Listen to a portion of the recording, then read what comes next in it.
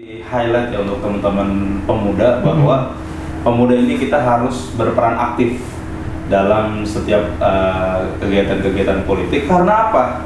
Karena semua keputusan, semua kebijakan, semua hajat hidup kita itu ditentukan oleh keputusan politik seperti harga BBM, sembako, pengentasan kemiskinan, penyediaan lapangan kerja. Hampir semua sendi-sendi kehidupan kita ditentukan oleh keputusan politik. Nah, untuk itu pemuda harus berperan aktif ya, supaya kita dapat menentukan arah bangsa ini untuk menjadi lebih baik ke depannya. Anak muda mungkin boleh saja kita apatis ya, tidak peduli terhadap sosial dan segala macam. Namun apa yang terjadi di masa depan kita, anak cucu kita nanti ke depannya, jika pengelolaan negara ini ya dikelola oleh orang-orang yang tidak bertanggung jawab berdasarkan keputusan politik tersebut. Nah, untuk itu ayo kita berperan.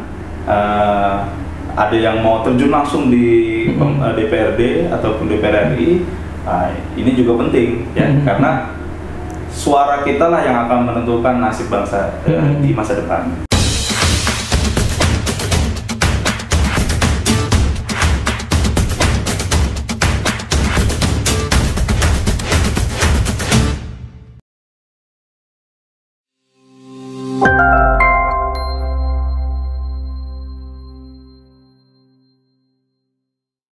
Assalamualaikum warahmatullahi wabarakatuh, Sobat Kabar Banten. Bertemu lagi bersama saya Irfan Muntaha di program Ngode, Ngobrol bareng anggota Dewan.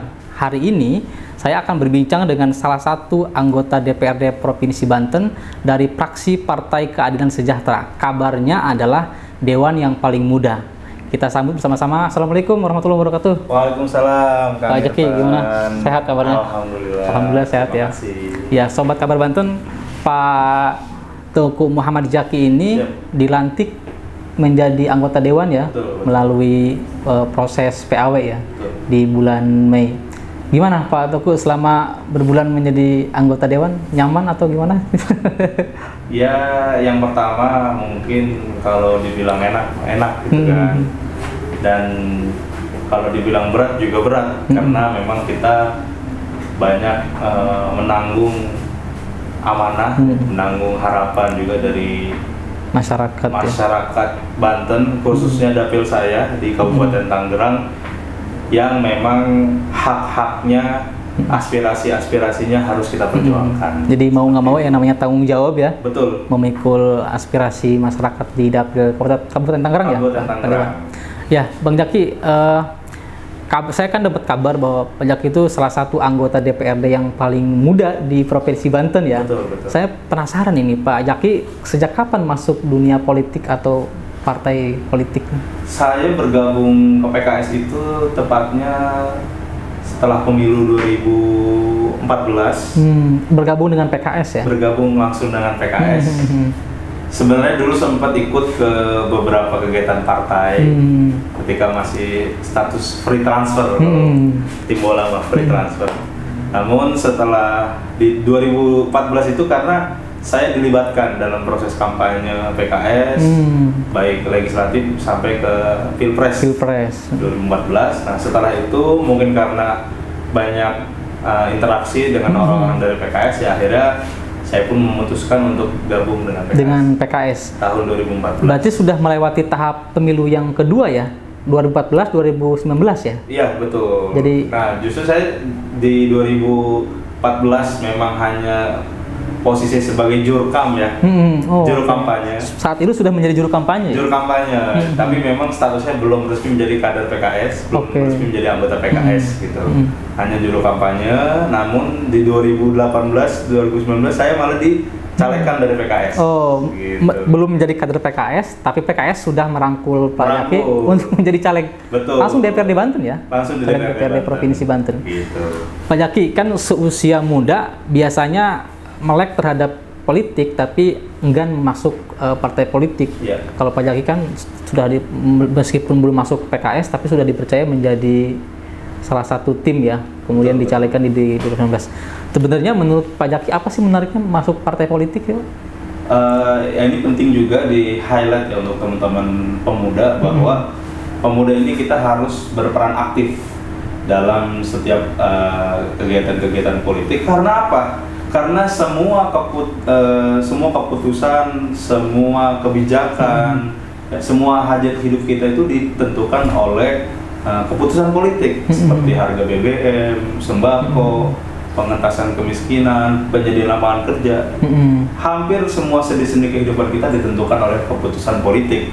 Nah, untuk itu pemuda harus berperan aktif ya, supaya kita dapat menentukan arah bangsa ini untuk menjadi lebih baik ke depannya. Melalui kebijakan-kebijakan itu ya? Betul, melalui kebijakan-kebijakan kita yang pro rakyat, ya, yang berpihak kepada rakyat. Jadi kalau simak berarti bukan menarik, tapi memang mau mengambil peran penting ya dalam mengambil berpartisipasi dalam membuat kebijakan ya, di pemerintahan. Nah, karena memang di satu sisi ya kita sebagai anak muda mungkin boleh saja kita apatis ya, tidak peduli terhadap sosial dan segala macam. Namun apa yang terjadi di masa depan kita, anak cucu kita nanti ke depannya, jika pengelolaan negara ini ya dikelola oleh orang-orang yang tidak bertanggung jawab berdasarkan keputusan politik tersebut. Nah, untuk itu ayo kita berperan. Ada yang mau terjun langsung di DPRD ataupun DPR RI, ini juga penting ya, karena suara kita lah yang akan menentukan nasib bangsa di masa depan. Jadi menarik ya berarti untuk menjadi politisi, karena membuka ruang gerak untuk bisa berbuat lebih banyak begitu ya, untuk kebutuhan masyarakat. Pak Jaki, kemudian kenapa Pak Jaki harus memilih partai PKS? Karena kan partai banyak sebelumnya di PKS. Pertama, ya saya sudah ikut hampir sebelum 2014 itu ya, di periode 2012 sampai 2014 itu ya saya ikut di mungkin 3-4 partai politik, termasuk PKS gitu. Nah, memang yang saya rasakan bahwa di PKS ini memiliki ideologi yang sama dengan saya gitu. Yang mana saya berawal memang sebagai aktivis sosial. Jadi saya sebelum berpolitik memang saya sebagai aktivis sosial, kita ikut dalam kegiatan-kegiatan sosial, kemanusiaan, pemberdayaan anak yatim dan sebagainya. Nah, ternyata di PKS pun mungkin memiliki kesamaan visi dengan saya.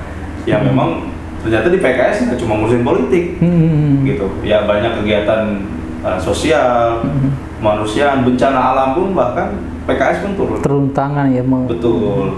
Jadi inilah yang membuat saya, ini salah satu partai yang memang sesuai dengan visi saya, sesuai dengan ideologi saya, yaitu tentang sosial dan kemanusiaan.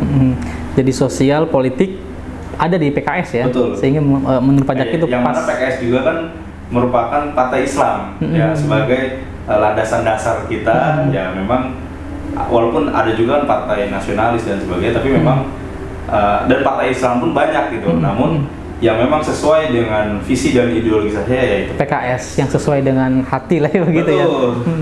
Ya Pak Jaki, di PKS berarti sudah kenal lama dengan PKS ya. Apakah masuk PKS itu berdasarkan keinginan sendiri karena ada nilai ketertarikan tadi ya, atau memang awalnya ada yang mengajak dari keluarga atau? Oh enggak, justru background saya pun memang bukan dari keluarga pejabat, bukan dari keluarga politik, bukan dari hanya orang biasa aja, yang memang saya sangat aktif awal di masyarakat, gitu. Dan ketertarikan masuk PKS pun karena ternyata banyak orang-orang PKS pun yang aktif juga kegiatan di masyarakat. Karena sering komunikasi, ya lama-lama nyambung, mungkin lama-lama nyaman gitu. Jadi karena kerja sosial itulah yang menyambungkan Pak Jaki dengan PKS ya, gitu ya. Karena memang kita berasal dari akar rumput yang sama, gitu. Hingga akhirnya Pak Jaki sekarang duduk sebagai anggota DPRD Provinsi Banten. Betul. Saya mencatat Pak Jaki itu dilantik di bulan Mei ya, melalui proses pergantian antara waktu ya, menjadi anggota DPRD Provinsi Banten. Pak Jaki mungkin bisa diceritakan ini, karena tadi sudah bicara pentingnya politik bagi pemuda begitu ya. Sejak Pak Jaki menjadi caleg tadi, gimana tuh proses kampanye segala bisa meraup suara yang banyak begitu? Nah, justru kita jelaskan dulu, memang di awal saya memang di PKS, di DPRD Banten ini memang posisinya adalah melanjutkan posisi yang sebelumnya yang memang ditinggalkan oleh Bapak Haji Miftahuddin yang mencalonkan diri menjadi anggota DPD RI yang memang non partai. Karena sesuai dengan undang-undang dan regulasi, suara saya yang saat itu nomor 2 terbanyak yang otomatis naik melanjutkan perjuangan dari fraksi PKS. Nah, proses kampanye ini memang 2019 itu sangat panjang, hampir 1 tahun kita. 1 tahun kampanye ya? Proses kampanye. Dan pentingnya di PKS bahwa saya kampanye itu tidak keluar uang sama sekali. Jadi tidak keluar uang sama sekali. Betul. Jadi semua kegiatan, semua biaya kampanye disupport oleh partai. Jadi spanduk, brosur dan sebagainya. Bahkan kegiatan-kegiatan acaranya pun disupport. Nah, kita memang sebagai caleg bertugas adalah menyampaikan gagasan kita, menyampaikan narasi kita kepada masyarakat, ya bahwa ini yang penting juga untuk diketahui bahwa ketika kita kampanye tanpa modal, tanpa biaya, tidak ada beban. Tidak ada beban ketika kita sudah jadi, tidak harus memikirkan balik modal. Makanya ya alhamdulillah sejauh ini sampai 3 bulan ini ya semua apa yang saya terima ya itu saya kembalikan lagi kepada masyarakat. Karena saya tidak perlu bikin balik modal. Gitu. Jadi fokusnya mikirin masyarakat. Betul, ya kan. Ada yang menarik itu Pak Eki. Tadi hingga berproses di masa kampanye begitu ya, menjadi caleg DPRD Banten tanpa modal. Artinya murni adalah modal dari atau dibiayai oleh Partai Keadilan Sejahtera dalam PKS ya. Itu kok bisa begitu ya? Ya memang. Ya pertama di kita kan politik gotong royong ya. Jadi ya sesama kader saling bahu membahu gitu. Ya memang kondisi saya juga saat itu ya posisi pertama masih bujang juga waktu caleg ya. Masih bujang, pekerjaan belum stabil tapi harus berkampanye, kan duit dari mana? Nah, itu memang adanya support dari teman-teman kader, terus ya sumbangan-sumbangan dari anggota aja. Ya misalkan contoh kita ingin mengundang 100 orang, kita bikin acara bakti sosial. Nah itu kan memang perlu anggaran. Nah itu kader-kader anggota-anggota partai ya donasi atau patungan untuk membiayai kegiatan tersebut. Kita butuh atributisasi, yaitu disupport oleh partai, oleh struktur. Saya baru dengar ini karena setiap berbincang dengan caleg ya tentu berpikirnya modal bagaimana kampanye di segala macam. Nah ini pelajaran buat teman-teman sobat Kabra Banten bahwa ternyata menjadi politisi itu tidak harus berpikir punya modal banyak begitu ya, atau menjadi caleg itu tidak memikirkan modalnya, tetapi cukup dengan ketulusan dan bergabung dengan partai yang sesuai dengan hati lah gitu ya. Betul. Ya jadi ya buat apa juga kita keluar uang banyak-banyak ya, toh ketika kita jadi pasti kan hal yang pertama kita pikirkan uang kita harus balik dulu nih. Ya itulah nanti akan timbulnya korupsi, nepotisme, cawe-cawe, nyari-nyari proyek, nyari. Jadi tugas kita bukan membela rakyat dong, ya kan? Jadi tugas kita balikin modal dulu. Bisnis jadi bisnis gitu. Nah, Pak Jaki ini sudah berjalan 3 bulan menjadi anggota DPRD Banten ya. Pertama kali dilantik, kemudian hari pertama menjalankan tugas sebagai wakil rakyat, gimana perasaannya? Ada ke ini nggak kaku begitu atau gimana? Ya pertama memang dalam kondisi kita mengosongkan gelas dulu ya. Jadi ya saya harus menjadi pembelajar yang cepat.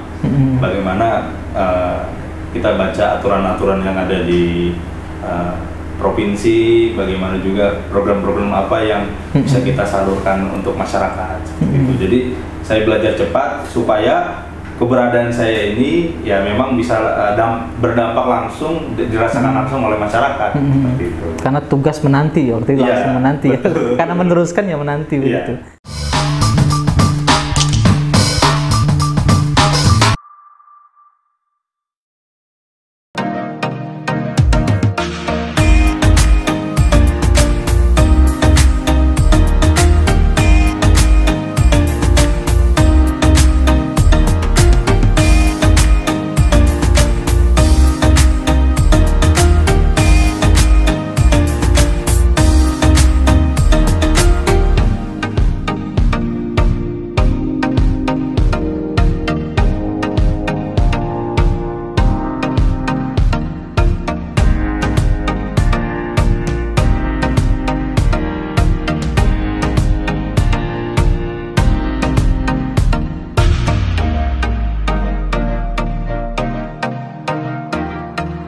Ya, kemudian Pak Jaki ditugaskan di Komisi 1 Komisi ya, 1, betul. Bagian pemerintahan. Pemerintahan. Nah, Pak Jaki selama di Komisi 1, selama 3 bulan ini, apa yang sudah Pak Jaki perjuangkan untuk masyarakat?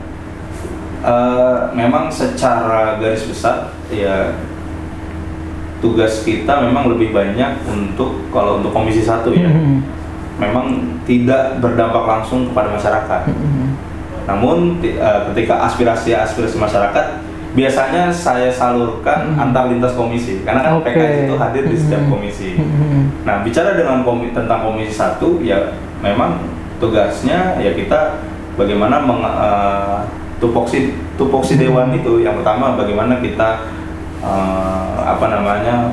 melakukan legislasi ya, salah satunya membuat perda-perda yang memang ya untuk kepentingan masyarakat Banten. Salah satunya yang sedang kita perjuangkan yaitu Raperda tentang penyiaran di Provinsi Banten. Provinsi Banten. Bagaimana kita mengelola bahwa siaran-siaran yang ada di Provinsi Banten ya harus yang memang bersifat edukatif, mendidik ya, dan juga meminimalisir layanan-layanan atau siaran-siaran yang tidak sesuai dengan umurnya, gitu. Misal iklan-iklan yang dewasa tampil di jam-jam anak-anak nonton kan. Apalagi sekarang anak-anak lebih melek terhadap sudah ya, jadi melek gitu. Nah, itu salah satunya. Kemudian tugas budgeting juga ya, kita melakukan budgeting terhadap dinas-dinas terkait yang ada di mitra kita. Dan ketiga yaitu tentang pengawasan.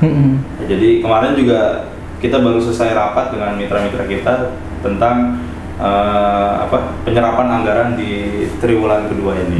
Gitu. Nah, ini menjadi pengawasan kita bagaimana anggaran-anggaran yang memang ya ini kan anggaran juga berasal dari rakyat ya kan, dari masyarakat yang memang harus dipertanggungjawabkan penggunaannya dengan baik. Nah, itu terkait tupoksi di Komisi 1. Komisi 1 ya. Nah, menjadi anggota dewan kan tadi sudah dibicarakan tuh. Iya. Meskipun duduk di Komisi 1, tapi karena aspirasinya banyak begitu ya dari masyarakat.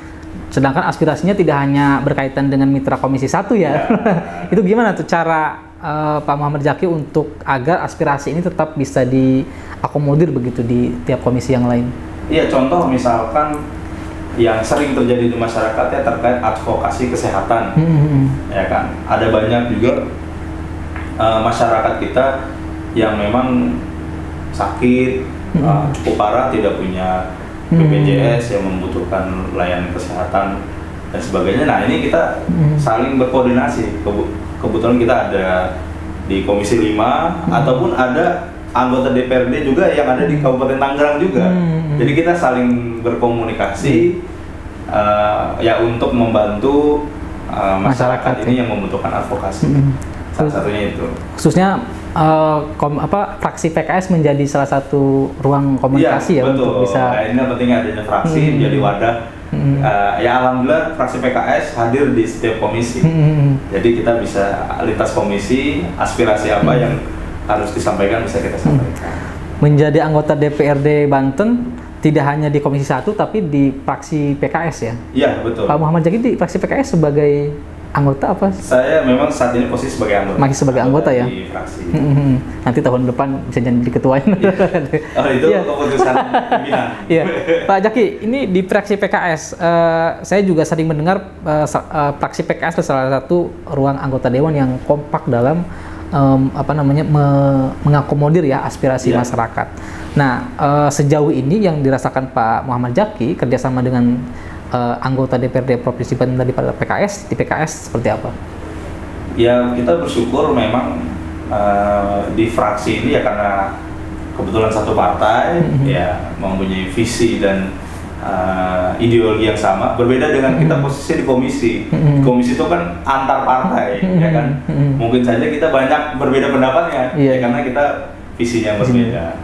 Ya memang dengan adanya fraksi ini kita bisa bekerja sama dengan baik, dengan optimal gitu. Ya sehingga apa yang terjadi di setiap komisi ini bisa kita perjuangkan bersama di dalam fraksi PKS. Mengingat juga tugasnya kan di semua komisi ada ya kalau PKS ya. Gitu. Jadi kita ada 11 kursi dan Semua ada di 5 fraksi. Dan PKS kalau tidak salah menjadi salah satu wakil anggota DPRD Provinsi Banten ya. Jadi dalam ini.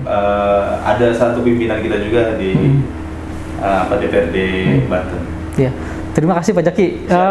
Saya kira sebagai anak muda pekerjaannya di luar batas anak muda saya kira karena sudah mewakili masyarakat banyak orang di Kabupaten Serang ya. Betul. Saya ingin memberikan ruang ke Pak Jaki agar memberikan motivasi terhadap Sobat Kabar Banten. Apa yang ingin disampaikan sebagai anak muda? Untuk Sobat Radar Banten, untuk seluruh anak muda yang ada di Banten, ayo bangun, ayo bangkit ya. Saatnya pemuda berperan. Ya, berperan aktif dalam setiap sendi-sendi kehidupan masyarakat. Ya, jadi maksimalkan potensi yang ada dalam diri kita, ya, kemudian bekerja keras sehingga hidup kita menghasilkan manfaat untuk masyarakat luas. Yang jago konten kreator, yang jago bikin konten, buatlah konten-konten yang hebat, yang bermanfaat. Ya, yang jago bisnis, kembangkan bisnisnya sehingga bisa memberikan manfaat bagi orang banyak. Yang ingin berpolitik, ayo gabung kepada partai politik, kepada PKS. Kita siap memberikan ruang, memberikan wadah untuk anak muda untuk terus berkreasi, berinovasi. Yang tidak kalah penting adalah Teuku Muhammad Jaki ini anggota DPRD Banten yang tidak bermodal, tidak mengeluarkan banyak uang ya ketika menjadi caleg DPRD Banten, tetapi kemudian sukses kini duduk sebagai anggota DPRD Provinsi Banten. Baik, terima kasih Pak Jaki atas waktunya. Mudah-mudahan menjadi motivasi. Sobat Kabar Banten, itulah perbincangan saya dengan Pak Teuku Muhammad Jaki. Tentu banyak hal yang bisa kita garis bawahi sebagai pembelajaran khususnya bagi teman-teman muda, karena menjadi politisi itu amat penting karena punya peran untuk memutuskan sebuah kebijakan. Saya kira cukup sekian, nanti bertemu lagi bersama saya. Kita tutup bersama-sama. Assalamualaikum warahmatullahi wabarakatuh.